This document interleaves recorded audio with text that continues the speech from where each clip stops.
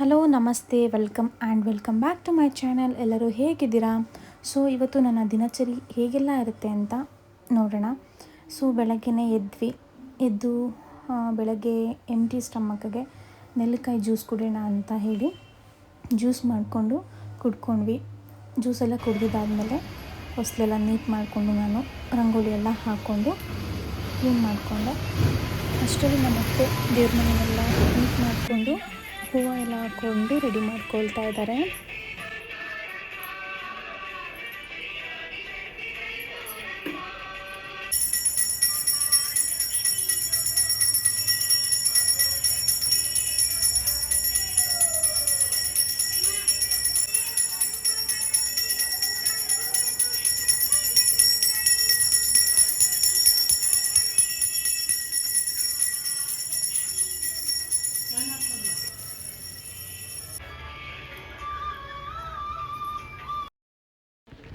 So ಪೂಜೆ ಆದಮೇಲೆ ಇದು ತೆಂಗಿನ ಚಿಪ್ಪು ಬರುತ್ತಲ್ಲ, ಅದನ್ನು ಕಾಯಿಸ್ಕೊಂಡು ಅದರಲ್ಲಿ ಕೆಂಡ ತೊಗೊಂಡು ಅದಕ್ಕೆ ಬಿಳಿ ಸಾಸಿವೆ ಬರುತ್ತಲ್ಲ ಅದನ್ನು ಹಾಕ್ಕೊಂಡು ಮನೆ ಪೂರ್ತಿ ಅದರದ್ದು ಹೊಗೆ ಕೊಟ್ಟರೆ ಯಾವುದೇ ನೆಗೆಟಿವಿಟಿ ಮನೆ ಒಳಗಡೆ ಬರದೆ ಪಾಸಿಟಿವಿಟಿ ಮನೇಲಿ ಇರುತ್ತೆ ಅಂತ ನಾವು ವಾರಕ್ಕೆ 2 ಸಲ ಶುಕ್ರವಾರ ಮತ್ತು ಸೋಮವಾರ ಈ ಥರ ಮಾಡ್ತೀವಿ.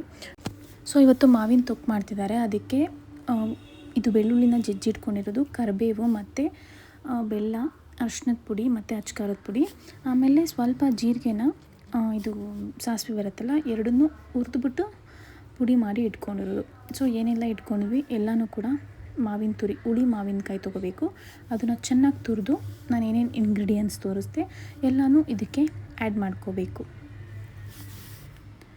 ಸ್ವಲ್ಪ ಇಂಗು ಕೂಡ ಹಾಕೋಬೇಕು.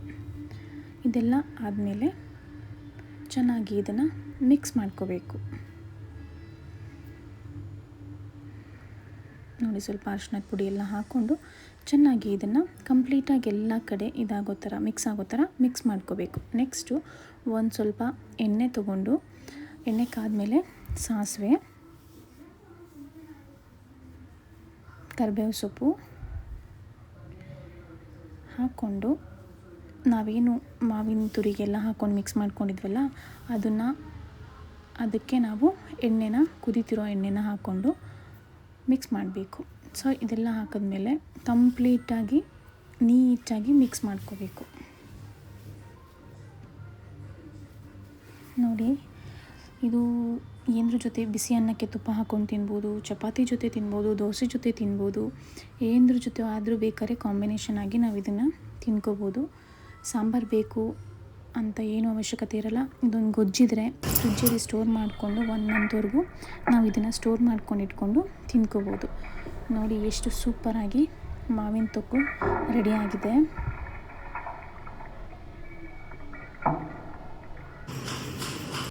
ಫೈನಲಿ ಮಾವಿನ ತೊಕ್ಕು ರೆಡಿ.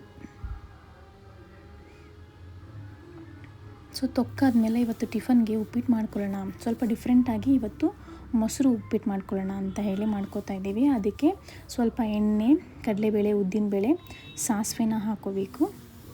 ಇದೆಲ್ಲ ಚೆನ್ನಾಗಿ ಸ್ವಲ್ಪ ಕಲರ್ ಚೇಂಜ್ ಆಗೋವರೆಗೂ ಫ್ರೈ ಮಾಡಿಕೊಂಡು ಸ್ವಲ್ಪ ಕರಿಬೇವು, ಹಸಿಮೆಣ್ಸಿನ್ಕಾಯಿ ಹಾಕ್ಕೊಂಡು ಸ್ವಲ್ಪ ಹೊತ್ತು ಫ್ರೈ ಮಾಡ್ಕೋಬೇಕು. ನೆಕ್ಸ್ಟ್ ಸ್ವಲ್ಪ ಈರುಳ್ಳಿ, ಉಪ್ಪು ಹಾಕ್ಕೊಂಡು ಚೆನ್ನಾಗಿ ಮಿಕ್ಸ್ ಮಾಡ್ಕೋಬೇಕು. ಈರುಳ್ಳಿ ಜಾಸ್ತಿ ಫ್ರೈ ಮಾಡೋದು ಬೇಡ, ಸ್ವಲ್ಪ ಲೈಟಾಗಿ ಮಾಡಿದ್ರೆ ಅದು ಕ್ರಂಚಿನೆಸ್ ಹಾಗೆ ಇರಬೇಕು. ನೆಕ್ಸ್ಟು ಸ್ವಲ್ಪ ಟೊಮ್ಯಾಟೊ ಹಾಕ್ಕೊಂಡು ಚೆನ್ನಾಗಿ ಮಿಕ್ಸ್ ಮಾಡ್ಕೋಬೇಕು. ನೋಡಿ, ಆಮೇಲೆ ಸ್ವಲ್ಪ ಶುಂಠಿನ ತುರಿದಿಟ್ಕೊಂಡು ಅದನ್ನು ಕೂಡ ಮಿಕ್ಸ್ ಮಾಡ್ಕೋಬೇಕು. ನೆಕ್ಸ್ಟ್ ಅದೆಲ್ಲ ಹಾಕ್ಕೊಂಡ್ಮೇಲೆ ನಾನು ಮೊಸರನ್ನ ಚೆನ್ನಾಗಿ ನೀರಲ್ಲಿ ಮಿಕ್ಸ್ ಮಾಡ್ಕೊಂಡಿದ್ದೆ, ಅದನ್ನು ಹಾಕ್ಕೊಂಡು ರವೆ ಕೂಡ ಹಾಕ್ಕೊಂಡು ಮಿಕ್ಸ್ ಮಾಡ್ಕೊಳ್ತಾ ಇದ್ದೀನಿ. ಚೆನ್ನಾಗಿ ಕುದಿ ಬಂದಮೇಲೆ ಮೊಸರು 1-2 ಕುದಿ ಬಂದಮೇಲೆ ರವೆನ ಆ್ಯಡ್ ಮಾಡ್ಕೋಬೇಕು.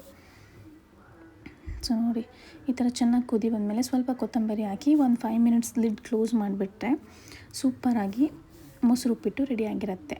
ಈ ಬೇಸಿಗೆಲಿ ಮಕ್ಳಿಗೆ ತುಂಬ ಚೆನ್ನಾಗಿರುತ್ತೆ. ಆಮೇಲೆ ಖಾರ ಅಂತ ಅಂತಾರಲ್ಲ ಮಕ್ಕಳು, ಈ ಥರ ಮಾಡಿಕೊಟ್ರೆ ಮಕ್ಕಳು ಆರಾಮಾಗಿ ಈಸಿಯಾಗಿ ತಿನ್ಕೋತಾರೆ.